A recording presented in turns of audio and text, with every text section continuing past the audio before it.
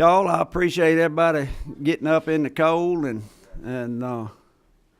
coming talking to us and meeting with us this morning. We originally had two bills. One of them got a little confused and didn't get sent back to us, so we only have one. And is Vance here? Oh, there he is. Okay, I couldn't see you. Clay, is that you, number 11? Yes, sir. Bow with me, if you will.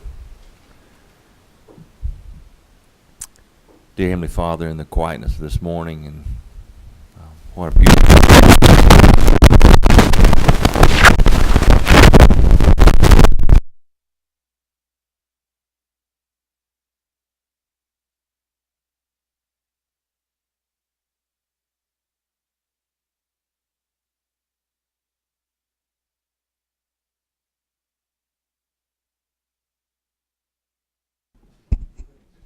And while he's talking to the good Lord, everybody pray that if it does get below freezing, it's just for a short time tonight for peach and blueberry people. They don't need a lot of cold with trees blooming and blueberries as far along as they are. Is that right, Dominic? That's right. So everybody be thinking about all the crops that are ahead of where they're supposed to be, and we ain't supposed to be getting this kind of cold weather and hit those crops. So thank y'all again for coming early in the morning. And Vance, I'm gonna have to figure out which one of these things. See if that's yours. Yeah, that's me, Mr. Chairman. I appreciate it too because the speaker mentioned the storm yesterday. It went down the street I used to live in, Pine Mountain, and it's got some pictures last night. It's pretty devastating. So luckily nobody was hurt down there. A few injuries, but no fatalities. But we can put back the roofs, I guess. Okay, thank you, Mr. Chairman. We're looking this morning at substitute to House Bill 302. 302. Let me just start out and say I think there's a lot of misconceptions about what 302 does. It's a pretty short bill, 2 pages and a line on the next page, third page. Substitute is LC 363942S.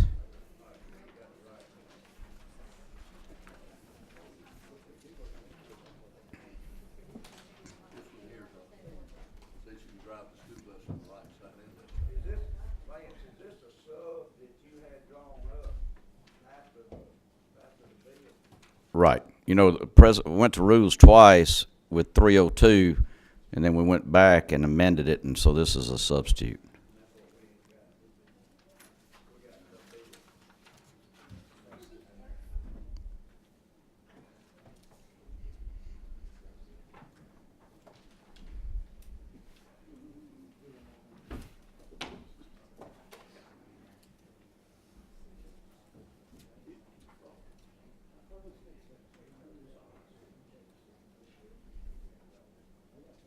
To the committee, would it suit y'all if it's all right if Vance went on and started explaining what he's got, and we'll get you a copy in just a minute, and then if you got any questions, we can go back. Is that? If you want me to, I can go to the old bill and just walk down the old bill. That would be 3784. 3784 ERS, sir. Yeah, do that and walk through what the changes are, Okay. and then we'll get the sub. I didn't know you had a sub. Yeah. Right. Okay. And All right. we'll just kind of go through what the changes are, and we can mark it up, and then when we get a copy of the sub, we'll get it back to the committee. Is that okay? Yeah, that's good with me. Section 1 is identical from what the regular bill compared to the sub. There are no changes in Section 1, Item A. Then you got number 1, building design element means exclusively. You got A, B, C, D, E, F, G, and H. All of those remain exactly the same. And number 2, talking about the standard building codes. and it goes on over to the second page, all of those are exactly the same. This bill does not interfere, change, do any substitutions, any name change, word change, or anything to any of the building codes in the state of Georgia. Then you go to item B, where it talks about the zoning. We have taken, starting with number 1, the structure. This does not interfere with the historic, and it states Georgia Historic Preservation Act.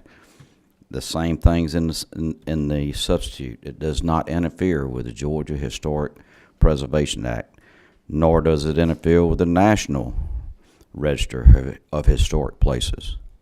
So each one of those items, 1, 2, 3, and 4, and 5, it does not interfere, just as it was stated in the original bill. Same thing is stated in the substitute. It does not interfere with any of those. All the way through item 6 with the National Flood Insurance Program. It doesn't interfere with that. There is a new item. This will be the first item added. It'll be item 7, and it talks about the ordinance or regulation is for an overlay district. So if an overlay district is created, A, you'd have to give notice to the property owners in that district, and B, you would ask those property owners that are in favor to sign the petition for the overlay district.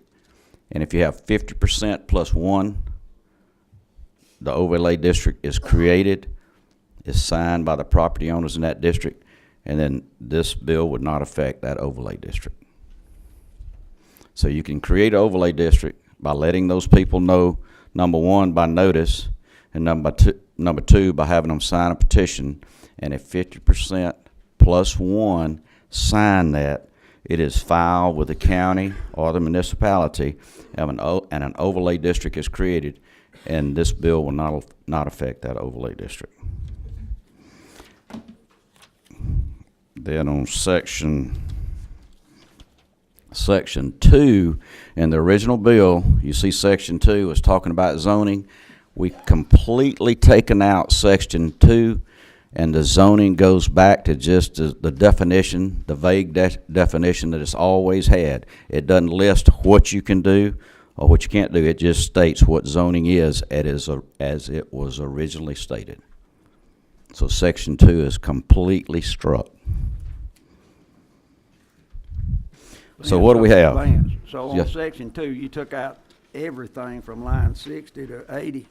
Section 2 is completely, on section 2 in the new bill, it says all laws and parts of laws in conflict with this act are repealed.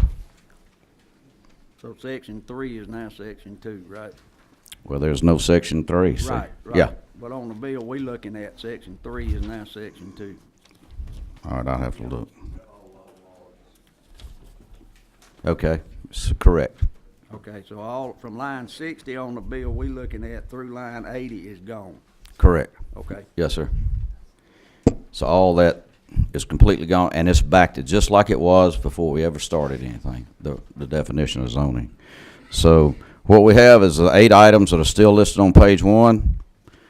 There again, we don't touch any of the building codes, the zoning ordinances, and then we add the part about creating an overlay district, which can be done by a vote of 50% plus 1. If they sign the petition, an overlay district is created, and this bill will not affect that overlay. I think, Mr. Chairman and members of the committee, I don't know, maybe there's been a lot of misconception out there of what this bill does. We're only talking about 1 and 2 family dwellings. We're not talking about commercial, retail, multifamily. We're only talking about 1 and 2 family dwellings. And we're not talking about homes that can be built out of cardboard or any type of material, because all of the state building codes are in place. We don't touch any of those.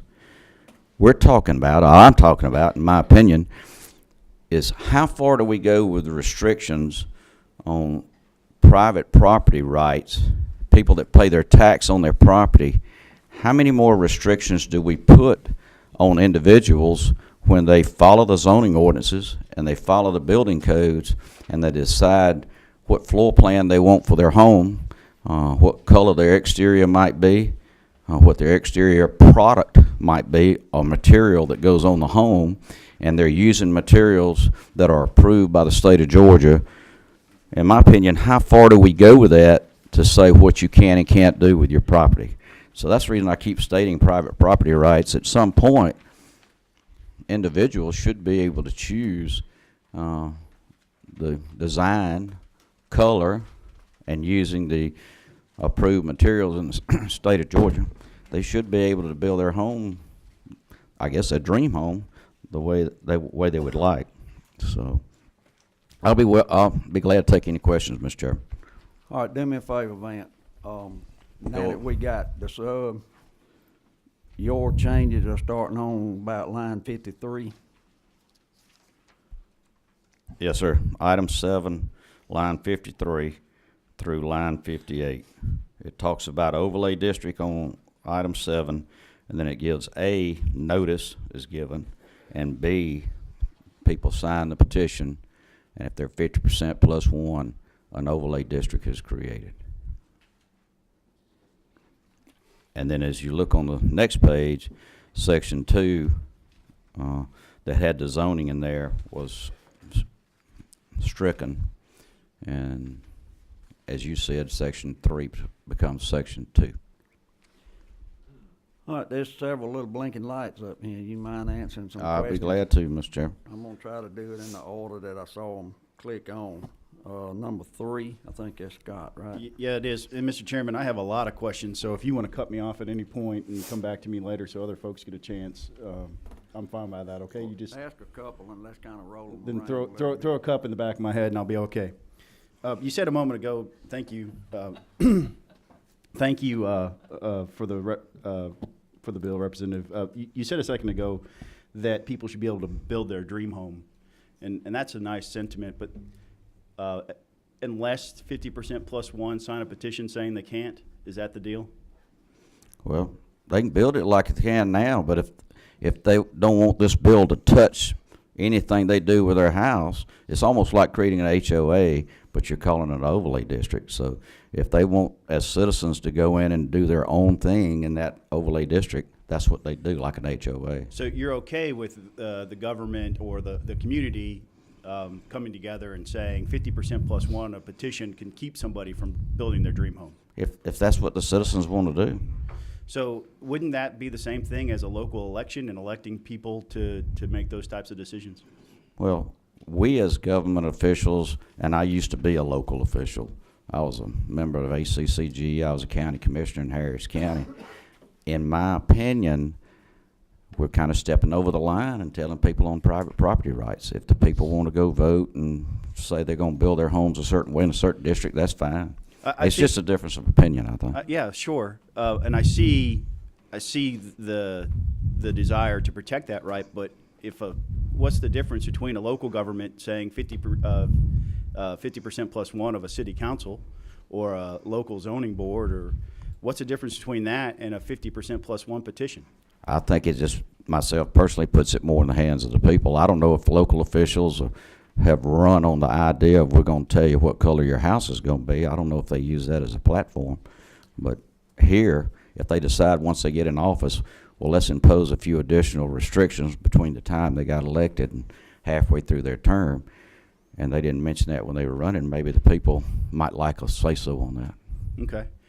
What if a single property under this plan is owned by multiple people? How many of if my wife and I own my house together jointly, do we both have to sign that petition for it to count, or would it just be one of us? I'm not being a lawyer, I'd have to ask. Okay. And what if the petitions process was switched? And what I mean by that is if the 50% plus 1 said they didn't want it instead of that they did. They wouldn't have it. So, I mean, would you be okay with switching the language so that it would be an affirmative? Basically, the city or the local government would have this overlay district, and then 50% plus 1 would have to sign a petition saying that they didn't want it. I would certainly refer that to a legal counsel for their knowledge to put into that. I wouldn't want to see one way or the other. And this is my last question, Mr. Chairman. Thank you for being patient with me. Can a local government decide that they don't want duplexes in these communities? under this bill? I don't know whether they could or not legally say whether they want duplexes or not. They Because may it's- decide they don't want single-family dwellings in there, I don't know. But that would be a legal question they'd have to ask. Okay. There's a lot of open questions there I'd like to have the answers to before I voted on this. Thank you. Appreciate it. Scott, as a piece of advice for somebody who's been married for 38 years, you vote ever how your wife tells you to vote. I agree with the chairman. And that's excellent marriage advice, but for the sake of the bill, if 4 or 5 people own a piece of property, I would like to know, would all 5 of them have to agree, or is it just one of the property owners? I think that's a question this committee should answer before voting. Thank you. Thank you. 12, is that you, Dominic? You're supposed to be working. Well, thank you, Mr. Chairman. Just a clarification on line. I think it's working. You said give notice and 50% plus 1 on a petition. Not either or. It's both. Correct. They're given notice in, I guess in writing in some sort of a letter, and they have to vote 50% plus 1. Correct. Okay. Matthew, are you too? Thank you, Mr. Chairman. Representative Smith, thank you for amending this bill and trying to find a good compromise here.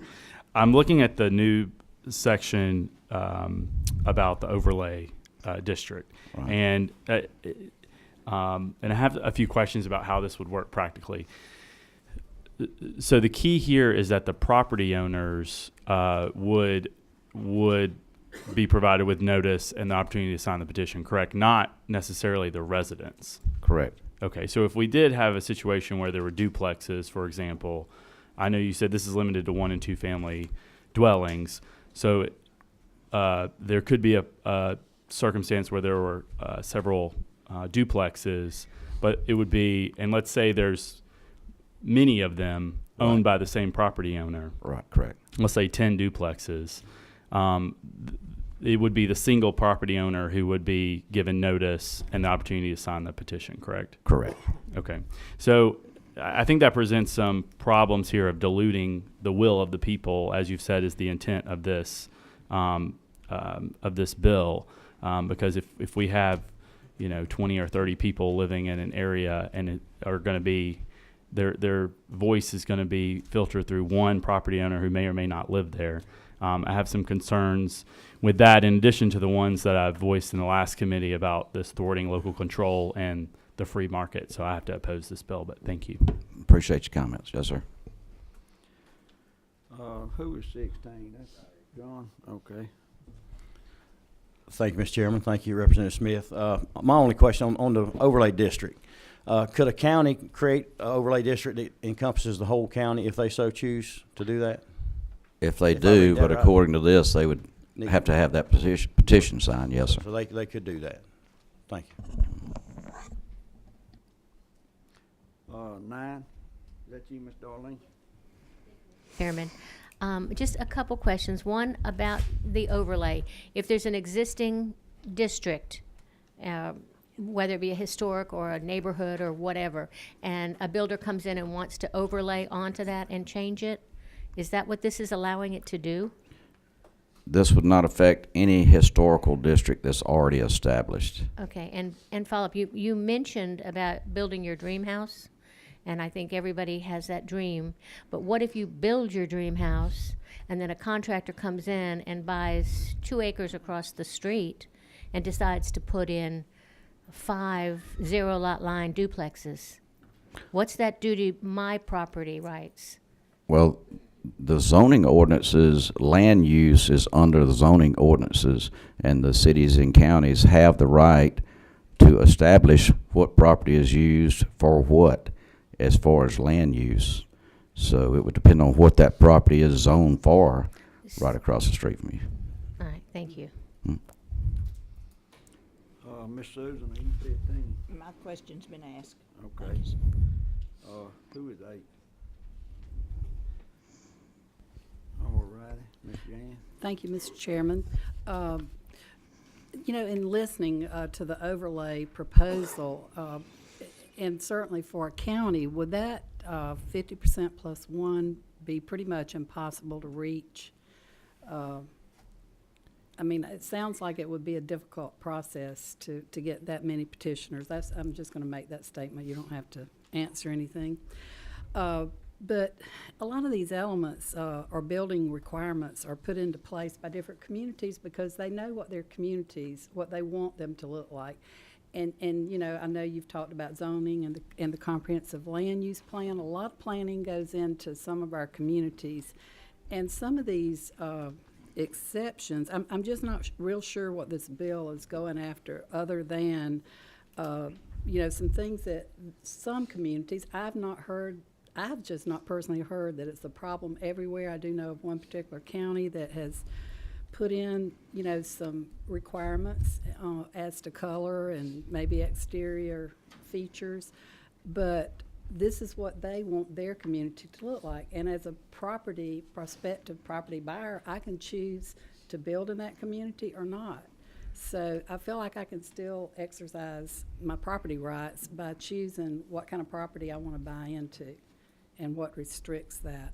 But I would be interested in asking you, is there an outcry from who? The builders, the realtors, or is it actual consumers who are looking to buy or build a home? I'd say all of the above, because they're all citizens of Georgia too, the most part. And yes, we do have people coming from out of state, moving here, establishing a business here, maybe become a realtor or a builder. But I'd say on the most part, they're citizens just like we are. It's just that where do we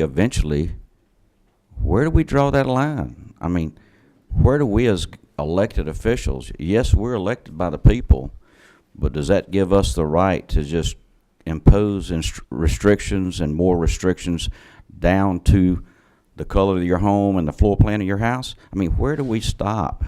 Or do we just build everybody the same kind of house that we want them to have and just let them live there? But they're paying the tax on the property. That's kind of what gets me. I mean, if I'm paying tax on property, maybe my family owned the land for years and years, and I move back home and I decide to build. But, you know, I'm building, and every time I do a little something I want with the floor plan, no, you can't do that. We got to change it. Well, I decided I'd build my house this color. You know, somebody said they got certain colors you can pick from.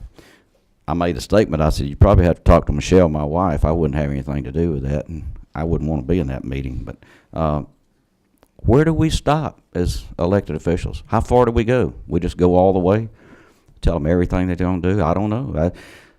Do we just sit back? I couldn't sit back and let this keep going without saying something, because down the road 10 years from now, how long is that list going to be? I don't know.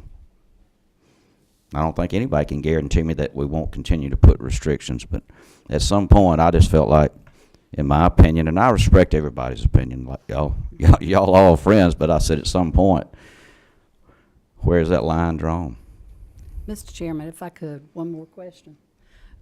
Is it not true, though, again, that most of the restrictions, to my knowledge, in my district are set actually by the developers, who may buy up a big piece of property and they you know, decide that there's certain, they want that development to look a certain way, and that's where I think it goes back to the individual choices of where you want to buy and what, if you want to protect your property rights in that you want these higher standards. And I do have a concern that if we just say we're going to operate off the very minimum standards and not allow local governments to have some say-so in it, that's not going to always benefit our citizens. But thank you.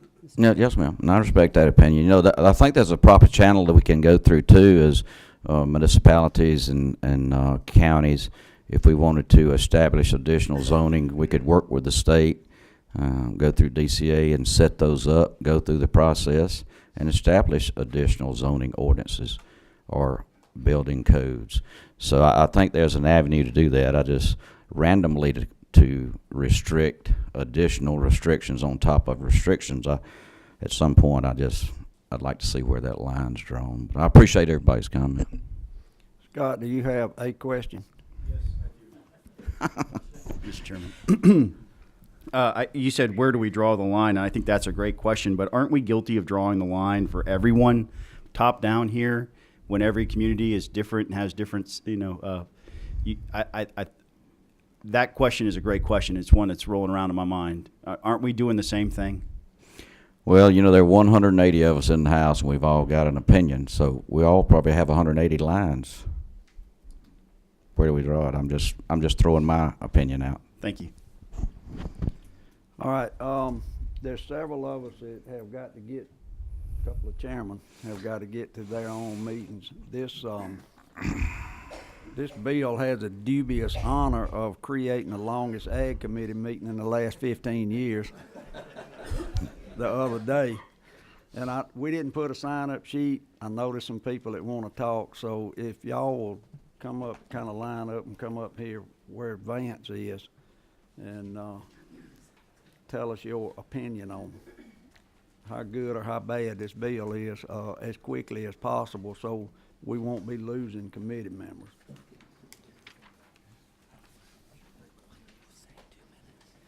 Good morning. My name is Johnny Christ. I'm the mayor of the city of Lilburn, and I want to speak on behalf of cities and mayors around the country, or around the state, that you have hired us, the people have hired us to do the work of the city. It's going to be very difficult for us to talk to angry residents when helter-skelter is built around the city and to say, that's not really our fault, it's a bunch of it's our elected officials downtown. They won't believe that. They'll say that it's really our fault that our cities are going to. There is no outcry from residents. There is no outcry from builders. We are all happy campers building great cities, and this bill mitigates against everything we've been trying to do. I would ask that you would kindly oppose this bill. Thank you so much. Thank you, sir. Y'all double teaming again? Okay, that's good. Good morning. I'm Tom Gale with the Georgia Municipal Association. I'll be really brief. I know you all have other meetings today. Citizens work closely with their locally elected officials to set community standards. There are 180 of you all in the House, but there are 538 cities, and they all have different community values. This substitute would still take citizens out of the process of determining the appropriate standards and let home builders be in charge. And as one city official said recently, it would make Georgia the Wild West of home building. The new language is merely window dressing and creates a hurdle that's nearly impossible to meet. I think Representative Turner said it well. If it's not impossible to meet, why don't we flip the language so that the only way basically allow local governments to have building design standards unless 50% plus one of the property owners in a jurisdiction sign a petition and file it with the local government to get rid of those building design standards. We're opposed to this bill, and we hope you will vote no on it. Thank you, Mr. Chairman, members of the committee. I'm Todd Edwards, Deputy Legislative Director, Association of County Commissioners. I, too, will be brief. I'm not here, and neither last time, to argue whether design standards are necessarily a good or bad thing. I do think that those decisions can be made, however, best at the local level. I'll answer or refer to some of the comments that were stated earlier. Mentioning about people building their dream home, these design standards are utilized by communities to help build their dream community. A lot of folks like it. A lot of folks don't. But we allow that, or should allow that, at the local level. Vance indeed was a member, a county commissioner, or excuse me, Representative Smith, I apologize, of ACCG, and he was a fine one. We loved having him. We loved working with him up here. But we represent 159 counties in the state of Georgia. We have to take positions in respecting home rule that allows them to do each and everything, or these things at the local level. There's 30 counties with no zoning. There's probably 10 counties that are significantly impacted should this bill be passed. The other ones are in between. Where do we draw the line? That question was asked. Our county commissioners are elected. They're accountable at the local level. It was mentioned, and they're responsive to their public. It was mentioned earlier that these are random decisions to be made. They are not. They come from the bottom up, from the citizens who want these type of communities, who put pressures on our county commissioners. There's indeed a balance that has to be reached between private property rights and those that enact design standards, and that plays itself out at the local level. These decisions are not easy. These are tough. They make them, again, after citizens demand it, go through the process, and if folks don't like it, there's an easy process to the next election to unelect those that have enacted them. This, we feel, is a top-down usurpation of local control and home rule and community vision, and we'd appreciate your voting no on this bill. Thank you for your time and consideration. Thank y'all. I don't see any flashing light. Michelle? For y'all on the committee that don't know this young lady, Tucker would not be a city today if it wasn't for her. So thank you for coming. And you, sir, and all of you, thank you very much. Good morning, Mr. Chairman, committee members. Thank you for this opportunity. I know you're in a hurry, so I'll try and touch on some points I think that haven't been covered already. The variability in our communities is broad from across the state, which is part of the appeal, but also the ability, the land assemblage opportunities. If you're in some of the rural areas, you might be dealing with one person who's been planning to build their dream home more often. What we more in-town cities are dealing with are assemblages in existing neighborhoods, pockets that pop up in a neighborhood that's been long established. And we want to also protect the rights of those citizens who have owned those properties, their family properties, they've lived there for 50 years. There's every scenario that exists. So I want to be mindful that every situation for the building community is different, and that the free market actually does work in this. And maybe the pendulum hasn't swung on some of these communities. I can vouch for the difference and restrictions across the state, but it will. The pendulum will swing, and builders will stop coming to those communities, and people will stop wanting to buy, and those elected officials will have to make better choices about it. We have personally already had one of our city council in this very short time replaced by election over one zoning issue. So the election cycles work in order for the communities to speak into it, and the exhaustive comp plan and overlay process, which is exhaustive as well, gathers all of the community input: home builders, residents, long-term, new-time renters, owners, all of that. So please allow the market to work. It is working well in our community, and I would argue that eventually the pendulum will swing back and things will level out in those communities that have perhaps gone too far. But thank you for your time, and I appreciate it. Thank you, ma'am. Who? Thank you. Is anybody, who's next?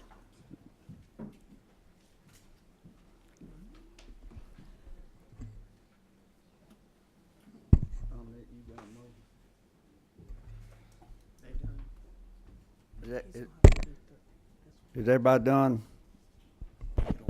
telling us one way or the other what you want? Yeah. Thank you, Mr. Chairman.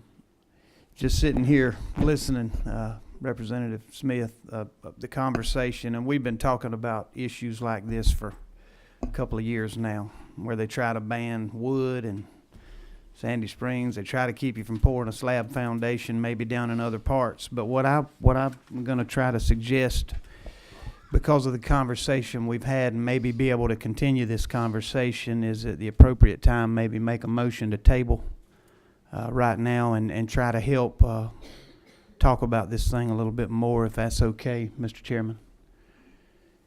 Make a motion to table.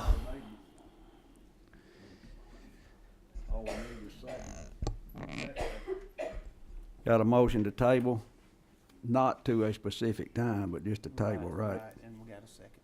And got a second. All in favor, say aye. Aye. Opposed, no. Y'all wanna see hands, or are you okay with the voice? Pay attention to your emails from Lee. But